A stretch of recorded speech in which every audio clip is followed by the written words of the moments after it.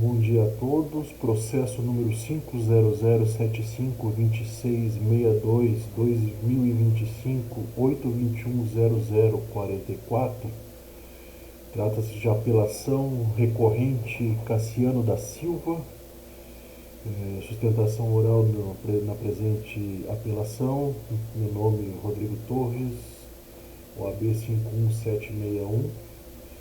A saudação a essa egreja Quinta Câmara Criminal, que figura com a eminente desembargadora Maria de Lourdes Galvão, aos demais componentes dessa egregia Câmara, a saudação desse defensor, ao procurador, a todos eventualmente presentes. E a primeira questão a ser aventada, alguns pontos importantes, a título preliminar inicialmente, que diz respeito à questão do reconhecimento de pessoas realizado durante o processo.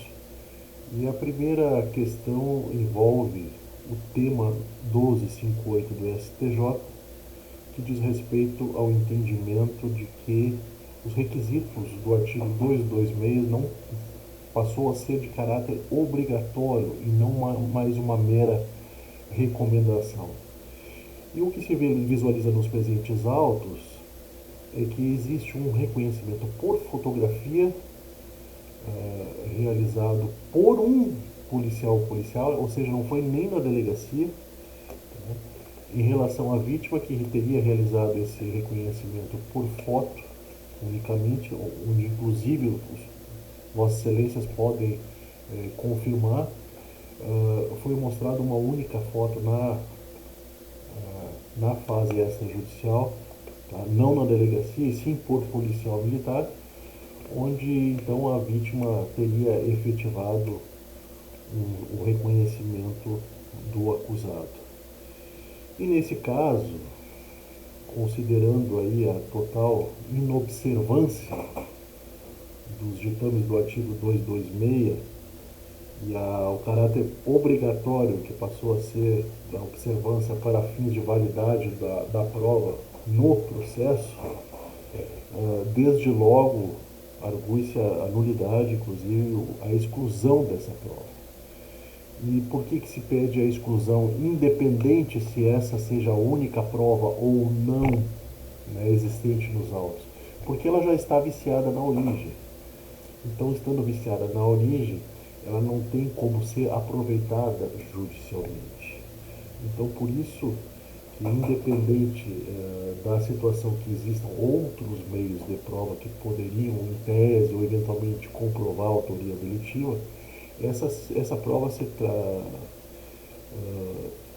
trata-se de prova nula, né, sob pena até de ilicitude, na medida que não observa as diretrizes do tema 1258 do STJ, que salienta principalmente a necessidade de observância de todos os requisitos do artigo 226 para ser validada como prova e a ter para fins de condenação e reconhecimento da autoria delitiva. Ela é uma prova irrepetível e foi produzida já na sua origem de forma viciada. Então, desde logo, a presente defesa postula a sua exclusão dos autos, e como se trata efetivamente de uma única prova produzida que existiu contra o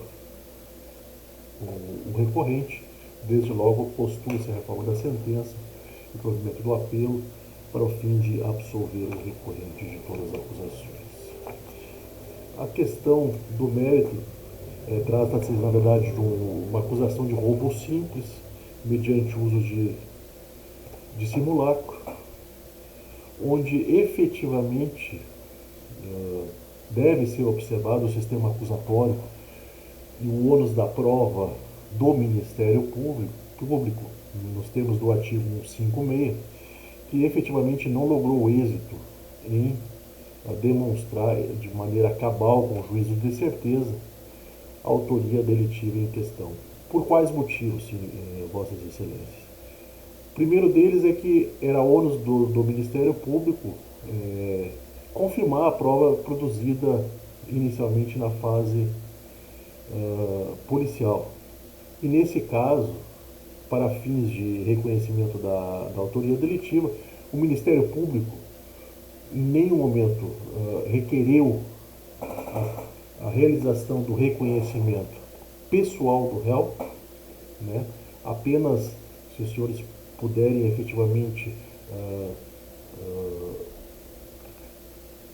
olhar o depoimento da vítima, a qual teria sido a única que teria visualizado o acusado, em nenhum momento o Ministério Público procurou saber as características físicas, enfim, dar todo o detalhamento para fins de confirmação da autoria delitiva. Era ônus da acusação e o sistema acusatório prevê essa situação.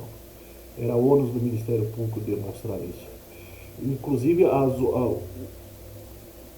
os outros meios de prova utilizados para fins de utilização por parte do magistrado no sentido de reconhecer a autoria delitiva, que seria a roupa utilizada, no caso em questão, que teria sido inclusive apreendida, tanto o simulacro, em nenhum momento, né, foram utilizados para fins de efetivo reconhecimento por parte da vítima. Se era efetivamente a arma, se era efetivamente as roupas utilizadas.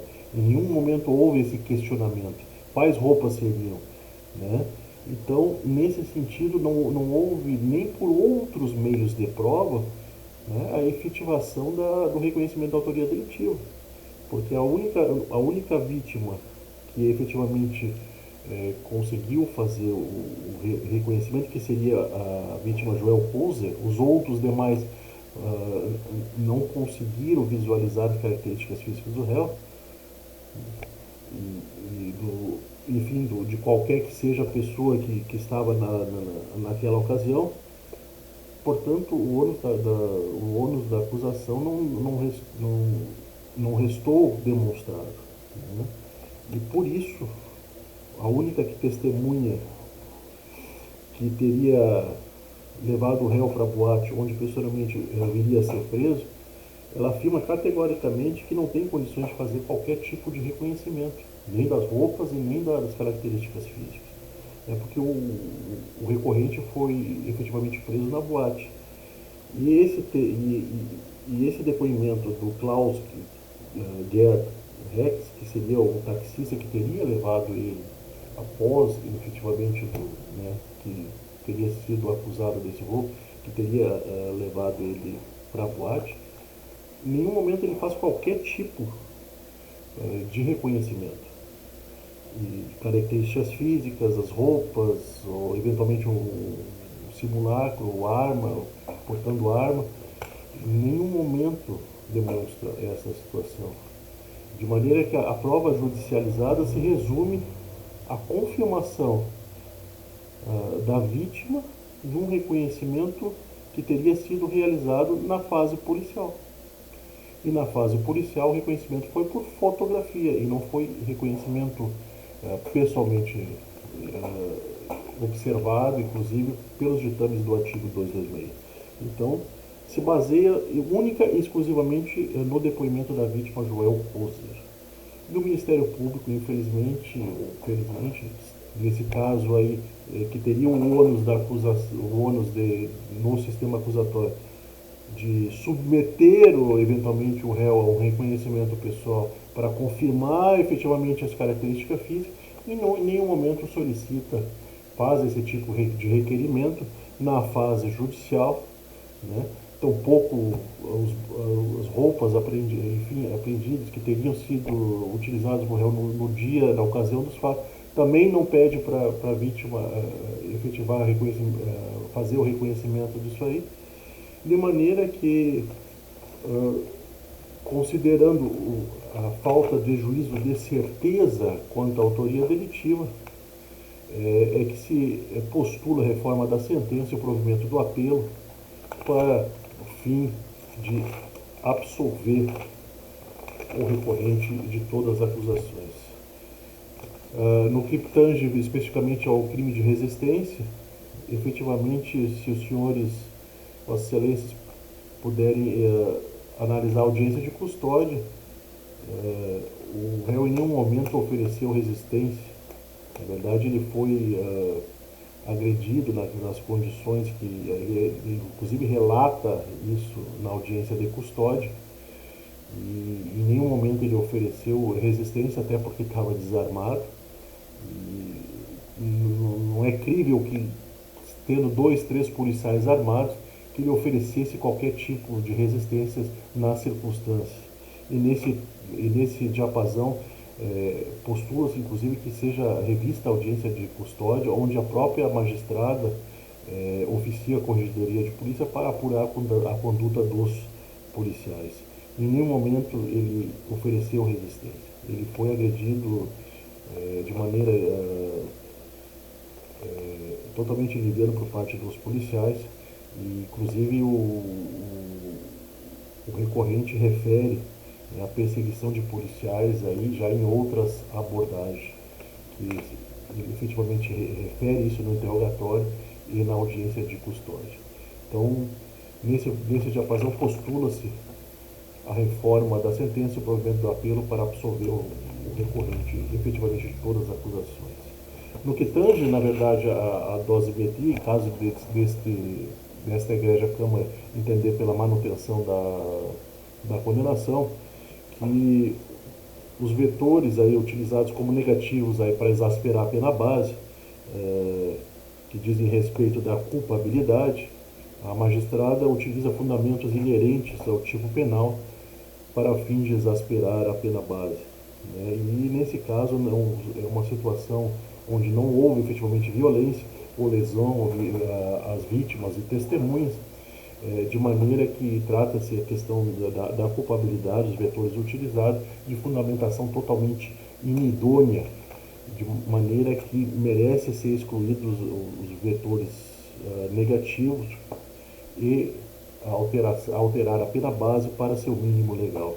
As circunstâncias do crime também valoradas negativamente, referidos inclusive pela magistrada como delito cometido durante a madrugada, momento de reduzida circulação de pessoas e menor vigilância, circunstância que potencializou a vulnerabilidade do estabelecimento comercial e facilitou a execução do crime. Também trata-se de fundamentação inidônea e sem amparo legal, totalmente desvinculado das circunstâncias do crime, totalmente desvinculado ao acontecer. Em nenhum momento se comprovou essa situação, que teria uma situação de maior vulnerabilidade. Não houve qualquer tipo de prova produzida nesse sentido capaz de ensejar a circunstância essa como negativa, de maneira que também merece ser excluída dos autos, no sentido de reduzir a fixação da pena base para o mínimo legal. No que tange também ao regime de cumprimento de pena, considerando aí a fixação abaixo dos 8 anos, né? E, nesse caso, postula-se também a reforma da sentença, e com a fixação de regime menos rigoroso, no caso semiaberto, totalmente adequado e proporcional ao caso concreto. De maneira que postula-se então a reforma da sentença e provimento do apelo para fins de alteração e redução da pena definitiva fixada e alteração de regime para menos rigoroso no caso semiaberto. E por fim, senhores, Vossas Excelências, a questão da viabilidade ou não de responder o processo em liberdade. O que essa defesa, na verdade, postula não é a liberdade restrita, mas sim a substituição da prisão preventiva por medida menos gravosa prevista no artigo 319, com ou sem monitoramento eletrônico, medida esta totalmente razoável e proporcional ao caso concreto, considerando que não se demonstrou em nenhum momento de que a periculosidade concreta do recorrente, de maneira que poderia efetivamente abalar a ordem pública, de maneira que também postula-se então a reforma da sentença e provimento do apelo para viabilizar então a substituição da prisão preventiva por medida menos gravosa com monitoramento eletrônico e ainda demonstrado efetivamente nos autos através de documentos idôneos, de que o recorrente possui trabalho e residência fixa, situações estas que permitem substituir a prisão preventiva por medidas menos gravosas. Seriam estas considerações, e então pedido a reforma da sentença e provimento do apelo para substituir a prisão preventiva por medida menos gravosa. Muito obrigado, senhores, pela atenção.